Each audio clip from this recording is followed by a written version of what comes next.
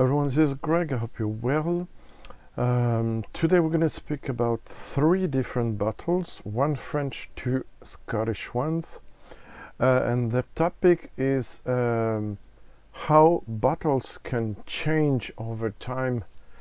And I'm not talking about batch variations here really, and I'm not talking about the evolution, the usual evolution of a bottle regarding the oxygen it got and how it normally starts to show its quality rather quickly, let's say, a few weeks maybe. The neck pour thing, I don't really believe in the neck pour thing, because I had contradictory examples of whiskies that were absolutely awesome and highly concentrated when I opened the bottle and disappointing after a few pours.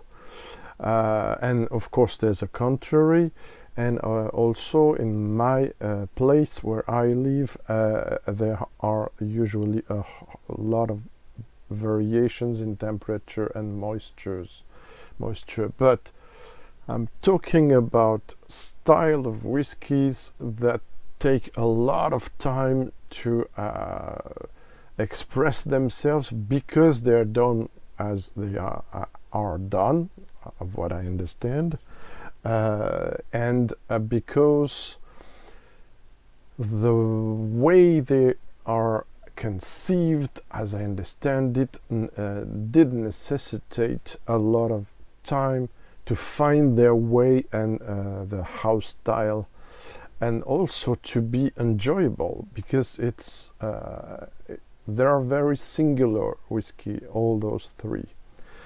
Now, I already talked about those whiskies in my channel or website, or both, and for some, especially the Eddu, the first one, I did mention it a couple of times in English, but the full review was in French, and the first mention of it in detail was in a collective tasting in which I had a sample.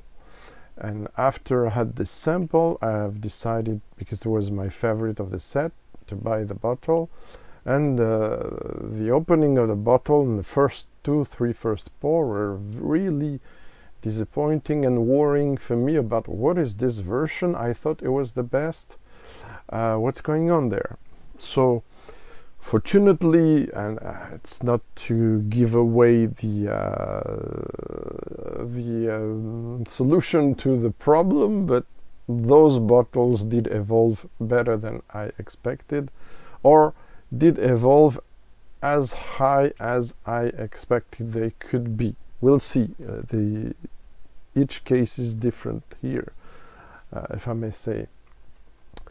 Okay, so for those distilleries which I already talked about, I will put links in the description to the previous videos I've done, knowing that there's a lot of expressions of Eddu that I spoke about in French.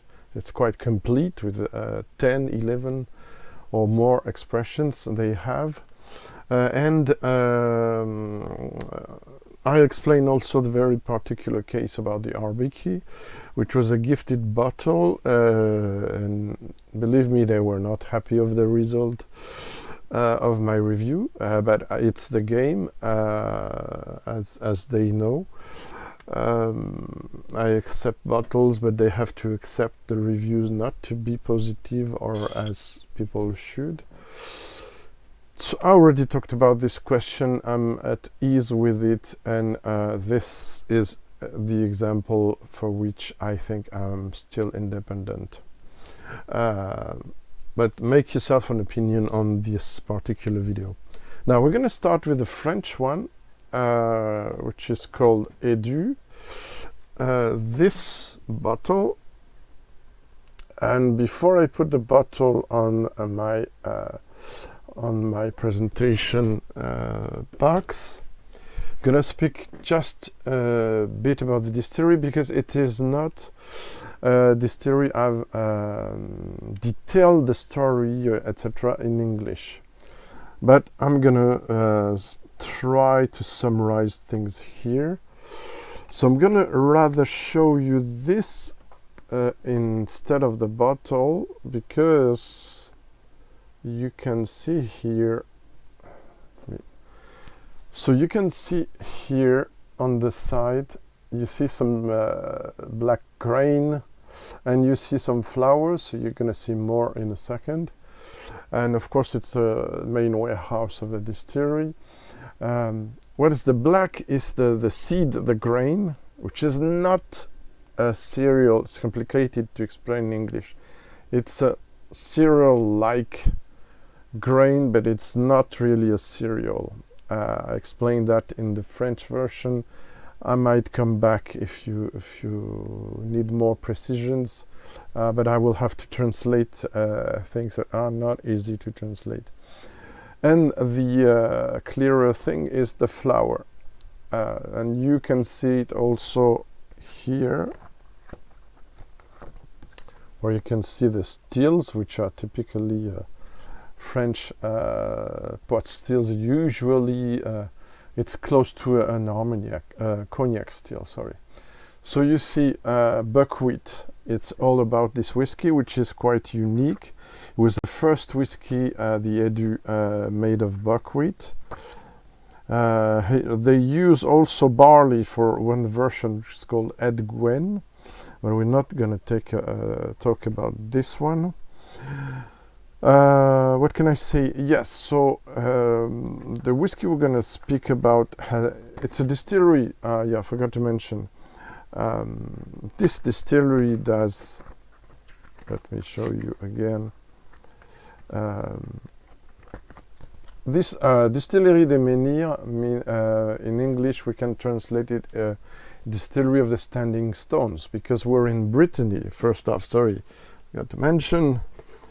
We're so used to it, but so the white piece on the left of France here, sorry, it's Brittany, and it's in the Finistère area of Brittany, and the white dot is Paris. So you can see there's everything you need to know on the bottle, by the way, capacity, type of cask, etc.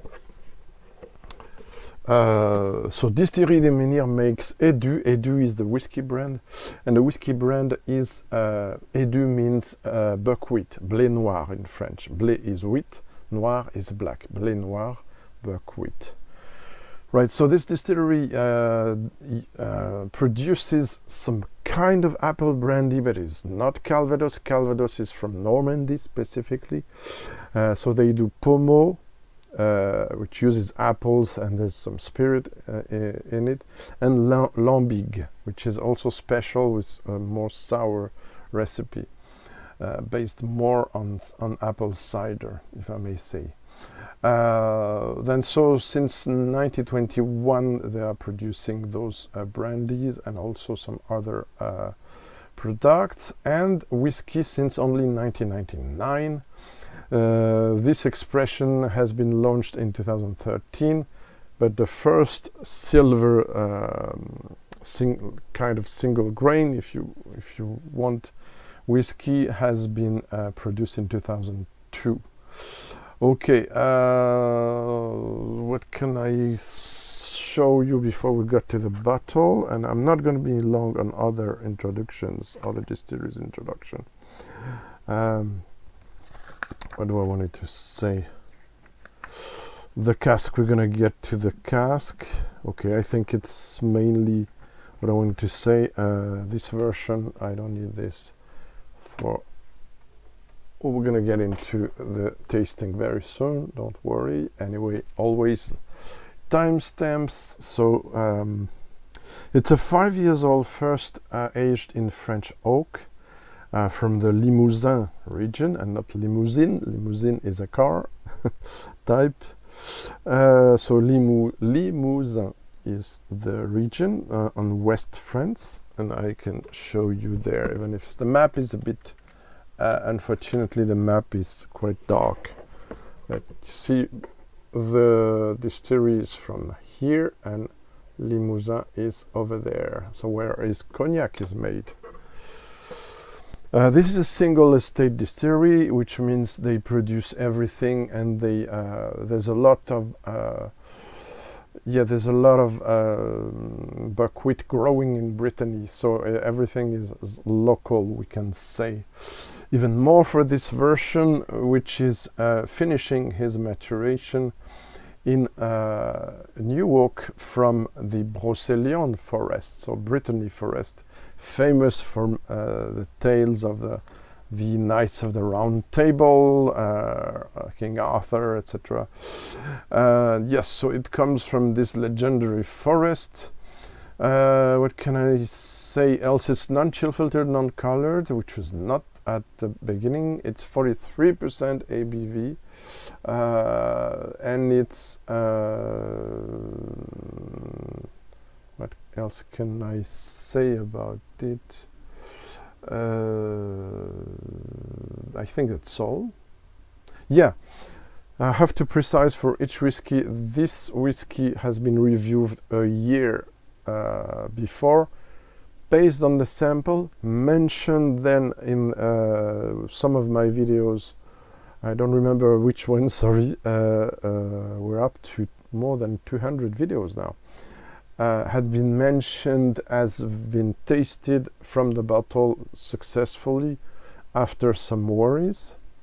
But the best now is, I guess, to try it again, and I will explain to you what I struggled with. And 400 liters is the cask capacity of the Brittany oak finishing casks, so it's twice an American standard barrel, and it's a bit less than a sherry cask, just to give you an idea. Legs wise, I think it sticks not very long. It's not chill filtered, but it's still young, and then sometimes depend also how your glass is clean, I guess. So it doesn't coat a lot. On the nose. So yeah, you have what was hard for me was the combination of the buckwheat plus the Brittany oak and how they interplay together, and this needed a lot of time, in not only in the glass, that's why I didn't cap them, but a lot of time in the bottle to get some air. Oxygenize, sorry. So I think this, you cannot mistake this with something else, maybe with some other French distilleries, but it's hard. Distillerie des Menhirs Eddu was the first in the world to do buckwheat whiskey. Guy Lelay, who passed away recently, rest in peace, the founder really wanted the distillery to stand out and to do something completely different from any other, and I think it's an achievement. And then I think a few years before, there's some maybe American, I haven't pushed that topic to be honest a lot, who does some buckwheat, but it's very rare, really rare, and I don't think there have been any producing this kind of whiskey outside France before maybe 5 or 10 years ago or less. So my guess is maybe Koval did something like that, but I'm not sure, in the US. So if you have a clue, please tell me on the chat which other whiskies in the world use buckwheat. I'll be interested. So the nose is now, the balance is achieved. Again, I'm not talking about batch variations, but how the bottle evolves to get to the house style and the typical style of distillery regarding the cereal or the material they use. So there's something that's floral, but for me unusual, so I cannot really tell you. Just a second maybe. Okay, sorry, had to double check things. I it's two flowers which I'm not familiar with to tell you that it is close to that, in my opinion. I don't smell these flowers often, and it's in French jacinthe, which translates in English to hyacinthe, and œillet sauvage, which is can be translated as wild, maybe carnation. So you see, it's quite very specific flowers. I don't get them, so I get rather something like sap, something a bit resinous, but also something green, which I can't put my finger on it, and I struggle the same with the Arbikie, to be honest. Some very specific notes which are hard to describe. The distillery mentions also some dried fruit like roasted almonds, roasted nuts, some cinnamon and curry. I don't get that. Okay, cinnamon a bit now. So I get flowers, green elements, and something almost also, yeah, a bit buttery, but buttery, almost mushroomy, so quite specific, unusual. They were way stronger and disjointed at the beginning. Now it's integrated, and we're gonna see on the palate how it does.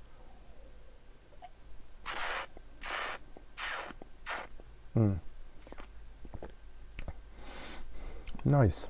Oh yeah, now I got some apples. Strange. I get some apples and vanilla. How strange things evolve. Still get some mix of flower and green elements. It's now quite enjoyable. It's balanced. It's complex. It's not super complex. It's not super deep, but it's very well made, and one of the most pleasant, I think, of the set. Let me put a few drops. Then I will pause to recalculate the score, the rating, and tell you which were the previous ones. Could be interesting to see this evolution. Oh yeah, they also do a very slow reduction with the water, the well which is around. So not every distillery states to do very slow reduction, the dilution, I mean, to bottle it. So might be interesting someday to push that topic ahead, because it's something the distilleries don't talk about a lot. And enough. Okay, so the typical buckwheat slash Brittany oak slash also American oak before really melts down well together, and we have this, yeah, I see why they say curry. Okay, I will concede something. I will say baked apples on a pan, and on the last minute there's been some curry sauce added. How about that? Because yeah, that's something like that. Okay, let's pause a second and I'll be back with the rating. Right, so this whiskey at the opening of the bottle had something like 79.4 out of 100, then moved to 81.5 out of 100, and now obtains an 85.5 out of 100, which is more than decent. I mean, everything over 81 for me is quite decent and good. Of course, 87, 88 to 90 is excellent. Around excellent. You have my scoring system anyway on the website. And this goes on and on. So there you have it, something that needed really some time. Yeah, I forgot to mention green tea, sorry. I see my notes there, they're more complex than, more detailed than when I say. There's some green tea element with a bit of lemon, which are a bit crushing together at the beginning. Now there's almost a tiny feel about each of them, so it's way more integrated. So it's a success. Forgot to mention it's batch L2152 for the maybe for the people who need to know which batch I did have. So there you have it, and now we're gonna be going to the second whiskey,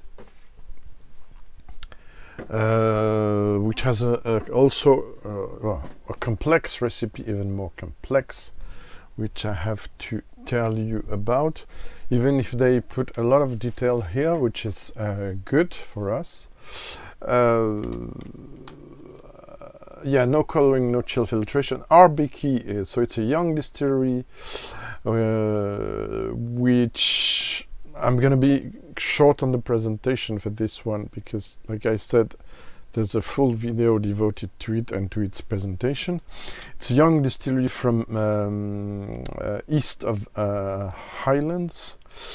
This is also a distillery who did start by doing vodka and gin. This is limited release since the first one, which was in 2018. The second release, distilled in 2015, bottled in 2019, but it was sold in 2020, 46% ABV. The most interesting, it's a 4 years old, most interesting thing, it's a first Scottish rye since 100 years, or a bit more now, 105 maybe. It has to be called a single grain in Scottish regulations. Don't ask me why, but it's like that. I would have liked to see it in another category, but it doesn't exist in Scotland. You do grain or you do malt. You don't do, and you mix them to do blended Scotch, blended grain, etc. But you don't specify. Also, I have to say, and here you can see, it's quite transparent. You can see the varieties of crop they used, or grain if you like, for this whiskey.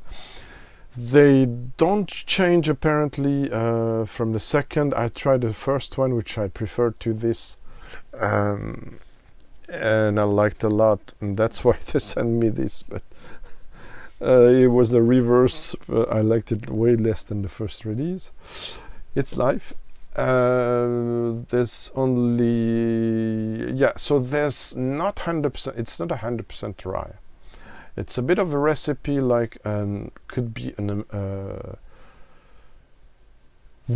highly wheated and highly rye made bourbon in a way, or a rye which would not be 100% rye. I don't know if I have, and I know I have some American viewers. What would you make of that if it was an American whiskey? Will it be categorized in rye? Straight rye? Yeah, probably, because it's 52% Scottish rye from the Arantes crop. Then the wheat is 33%, so quite high as well, Viscount variety. And we're in more familiar territory with the malted barley, which is 15% of Odyssee. So this was matured in a charred American oak, and then they say enriched. I will say, I don't know how far this is relevant, finished or double matured, call it what you want, in ex-Armagnac cask. And I have to say, I tried this 3 years ago, and of course several times since, but I've reviewed this 3 years ago. The style of the whiskey did evolve a lot, probably the most spectacular evolution of those three, I don't know. The score also evolved a lot, from a very terrible score of 65.5 to a quite decent last year one, and we'll see if we modify it today. So I'm not telling you the latest one because I really want to retry it now. Lots of notes, but we'll see how relevant they are now. Let's put this on the side. But you see, today you have 3 singular whiskies, but the 2 first are the most singular of the 3, and are among the most singular in the whiskey industry today, I believe, still today. And believe me, this doesn't resemble to an American rye at all for me.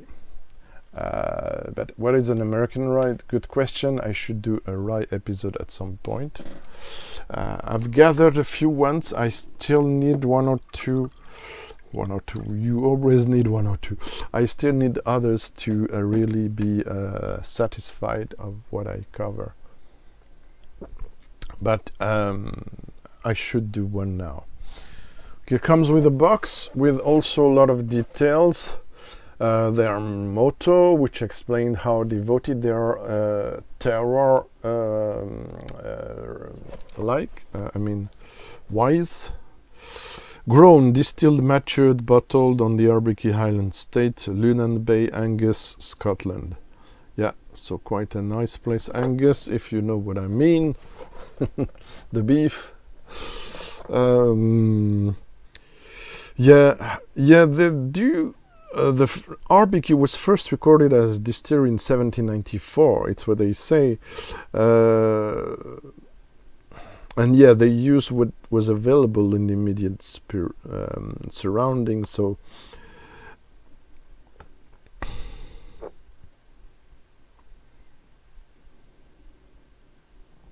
yeah, it's run by the Stirling family, which since 1660 are working in this area. Yes, a family, interesting. Also, always sensitive to positively to family-owned distilleries and what they do. Now, you see, it's not almost at the half. Back label says basically same thing that I read to you on the. First was the first release, if I'm not mistaken, was a 50 CL, not 70. Anyway, here's the thing. So, more sticky legs for this one. Color, I don't speak much about color, despite being a painter, because my screen is not always renditioning, if I may say, the same that I have here. So it's a gold, a bit darker than the Eddu, or not exactly, but a bit, yeah, kind of real nice gold. Let's see what's going on and how it evolved on the nose now, because so many different stages, very, and in my first, I can see in my first series of notes, I wrote needs to breathe. So you see, needs to breathe, underlined. Yeah, it's way more interesting now. There were what I called off notes. They didn't like the fact I said off notes for me, which I should maybe have mentioned rather unidentified weird notes, something like that for me. It's also unusual as the Eddu. It's less unusual now. It's melted very well, maybe some OBA as well. Old bottle effect. Which is not all, but so of course you can see, you can feel the rye, you can feel that other grains are involved. There's something that reminds me of young Armagnac. We don't know how old is the Armagnac and how much time they spent in Armagnac cask. but there's some feeling of other spirit that could be Armagnac. We know it's Armagnac, but the more obvious for me still is the oak. The oak was super loud at the beginning, and was really not pleasant. It seemed way more integrated now. We have some pecan pie, macadamia pie, nut, sorry. It reminds me a bit of pecan pie I had in the US in my first visit a while ago. First and only for now visit. Yeah, so there's rye bread rather than a typical, rye bread. Even a bit acidic German rye bread. You see the Kornbrot that we have a brand here on our groceries, which is almost a brown, complete brown, dark brown bread. That's less acidic now than it could be at the beginning.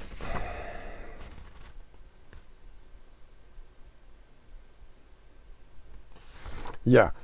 The beginning there was a note of fresh sown sawdust wood, very unpleasant for me. Well, let's not, but now it's way better. Okay, so vanilla, all kinds of nut.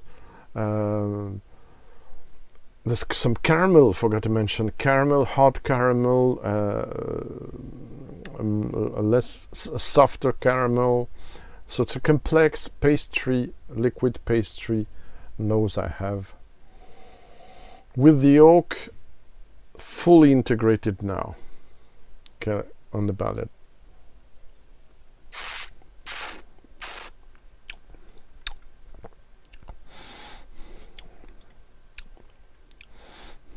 Okay, there's still this heavy oaky rye, I don't know, Armagnac-y, I'm not sure. There was also some off notes, I'm sorry, I'm sticking to it, of kind of cardboardy, heavy cardboardy notes at the beginning. They were very unpleasant, unbalanced. I still got a bit of them now, but it's more balanced. I'm enjoying it in a way now. I would not drink this every day, also because it's rare and expensive, and I don't think I will have again in my collection.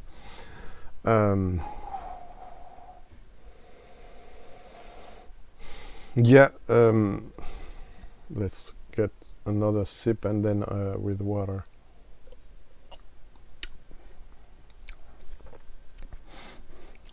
Yeah, still a lot of oak. There's a note again I'm incapable of describing, between rye bread, some odd mushroom maybe, and if it's Armagnac, sorry, it's not the best Armagnac. I still can't get over this Armagnac choice, which for me is not relevant. I'm still gonna be critical, I'm sorry. I don't see where Armagnac has to do there, and it doesn't do good. Just my opinion again. I know they disagree with this, but never, always been with no double talk with you, my viewers. You have to know that if I don't like it, I will say it, even if it was an offered bottle. And I mean, I cannot cheat. Otherwise, I couldn't watch myself in the mirror, right? And anyway, everybody will know that I'm biased, that I'm would say, oh, that's fantastic, the most beautiful. No, it is not for me. So why I should lie because they offered to me? No, I will tell you the truth, and I'm not arranging things. You will be the final score, the final rating. It will not be spectacular. It will not be bad as the first one I gave, but I'm still struggling with this.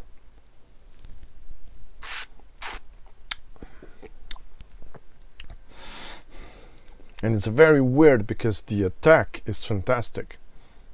Now let me tell you this. The attack is fantastic during a few seconds. Then right after that you have that kind of weird oak and weird maybe rye and combination with the Armagnac, I don't know. Something tells me that maybe my issue is that the rye is very young. Maybe I wouldn't have this impression if the rye was 8 years old instead of 4. And maybe if it was 80% rye and less wheat. The wheat, now that I'm talking about it, for me clashes a bit with the rye. I really wonder now, it's an instant guess, if, but they will say, shut up, Greg, I know, they shouldn't have tried, and I watched the recipe, it's 52% rye, 33 wheat, 15 barley.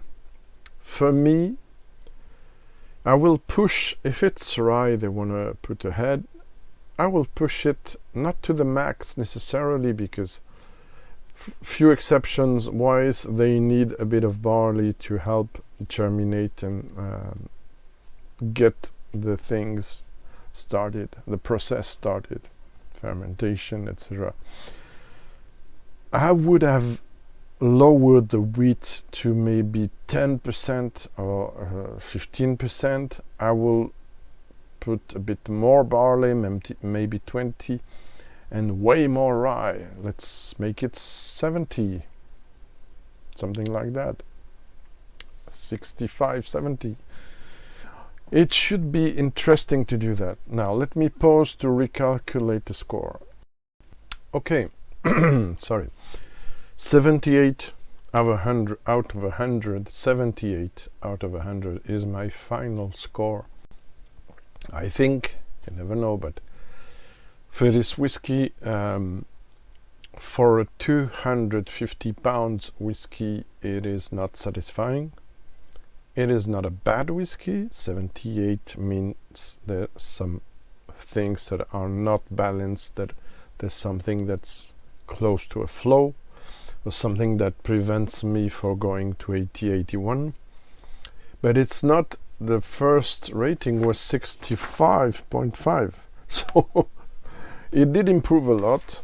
It's still a difficult whiskey for me, but I like to try it from time to time. I also see something different. That's the most I can say about this. Trying to pay justice to the owners. I would be curious to try the expressions that have been following this one, but okay, I understand they don't want to hear about me anymore, no problem, it's the deal. And I hope they will succeed, as every family owned company that does business, I think they should succeed. Now, about this Ardnamurchan, which is a young distillery as well, 2014, founded in the Western Highlands. I did a big video about them and spoke a lot of time about them, so I'm not going to go into details about history of the whiskey, blah blah blah. Just learned that I tried this 5 months ago and reviewed it 5 months ago. It's open since May of 2022. Yeah, I forgot to say the Eddu was from around 2021 and was opened a year before that. So it's AD 02.22, was battled in February 22. the distillery belongs to Adelphi. Now, before I enter into details, into the tasting, there's no official packaging. There's a very nice old map-like paper wrapped around it. But as you know, I need boxes in my place, so I did this very simple box. I mean, it's always recycling stuff, right? It was Talisker or Lagavulin at Diageo. I added this nice picture, and I hope to visit someday. And I added all this info, I think, on the back of my box. So pause it and note it, or do it what you like. But this is the infos I have from them, that I gathered that you can have if you, again, there's a QR code. If you scan the QR code, and yes, it's a French import. Unfortunately, you couldn't get the Madeira I really wanted to try, but it was not available here, it seems. Too bad. So these are all the infos you need to know. Again, so it's basically you have 10 unpeated casks, 40 peated casks, and you have sherry hogshead, you have you have American Standard Barrel ASB, you have sherry cask, bourbon cask, and it's a 6 to 7 years old, and you can see all the details. 12,086 bottles.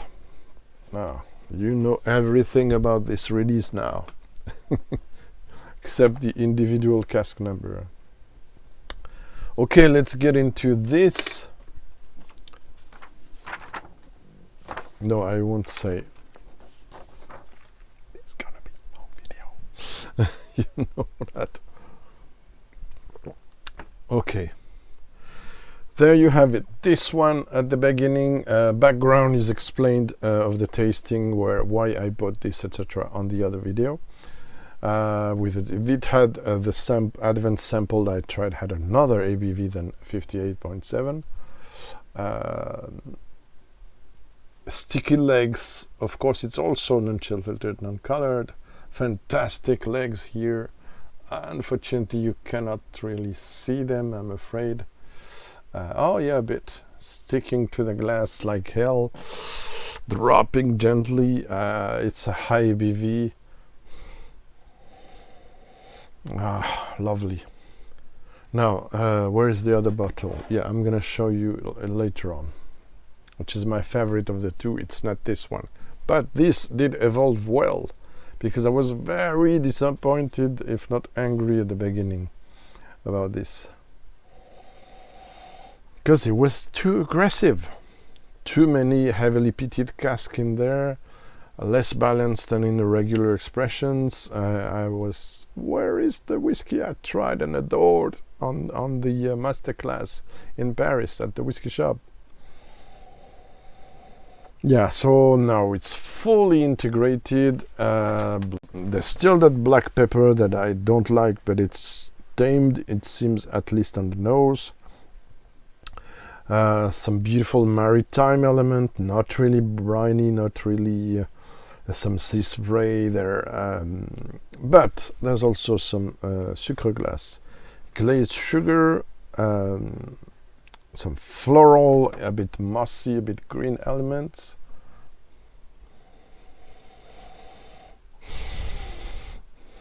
Yeah, it's earthy, it's a bit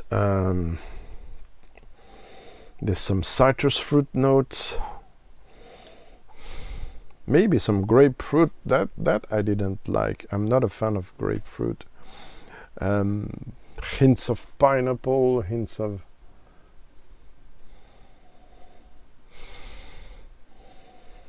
the peat is delicate on the nose now. It wasn't before. Yeah, floral, a bit green elements. Okay, we will try it neat and then we will reduce it. Yeah, hint of pear. peppermint tea, that's maybe that was disturbing me. Okay.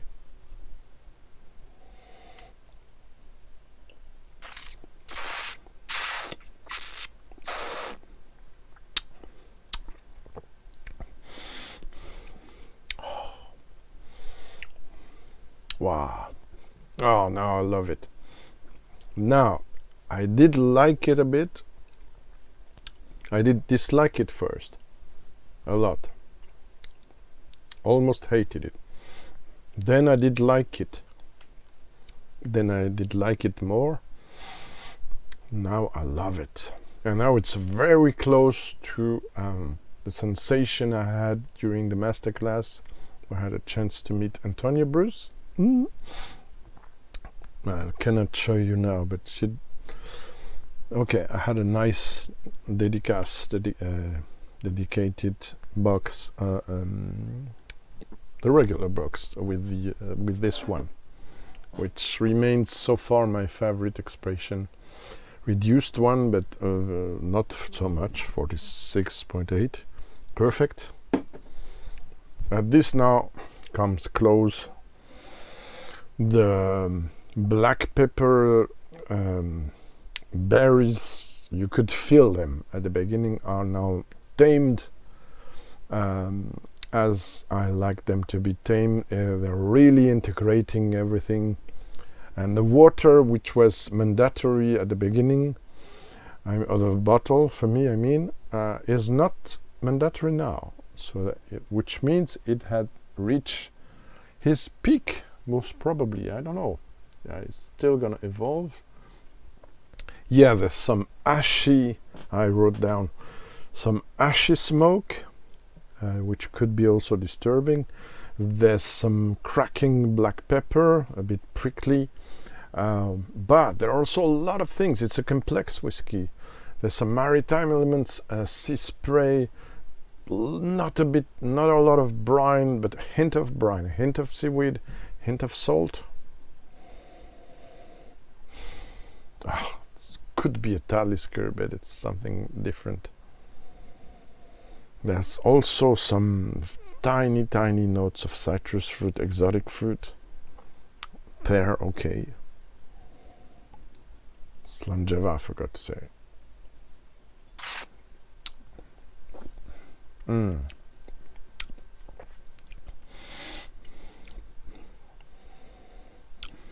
It's getting better and better. I love that.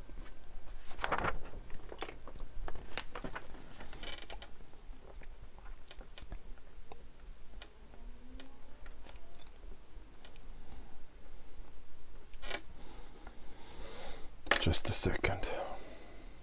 Yeah, I'm gonna recalculate all this at the end. Let me put a few drops. But yeah, I enjoy it now very much. How things can change, it's weird. I don't think it's in the case of those 3 bottles, that's why I grouped them. I don't think it's a question of condition in my flat. There's difficult bottles. But the good thing is, contrarily, to the previous one, I didn't have to wait for almost the half of the bottle to enjoy it, which it is not normal for me. Oh yeah, the thing I like a lot about this one, and also the distillery, there's something that's very appealing to me, very charming, aside from the floral notes, floral, sea spray and all that. Coastal notes is the glazed sugar, pastry-like millefeuille, 1,000 leaves, famous. I hope you will be able, folks, to try it someday in Paris or somewhere they do it well. Millefeuille is it's not a cake, it's a pastry which has some how to look at for Google it, millefeuille, I will write it down somewhere, maybe in the comments section. This is a very nice pastry, typically from France, If you had the chance to try it someday, let me know if you think what tops there's some I think there's kind of custard in there and layers of my English so bad. Okay, forget it. If you had the chance to try it someday, tell me if the top of this pastry doesn't remind you of this, and also of some other whiskies I evoked in the past, mentioning millefeuille, 1,000 leaves dessert. Forget it. Otherwise, yes, still this combination of black pepper / maritime coastal floral and pastry vanilla elements, that's really nice.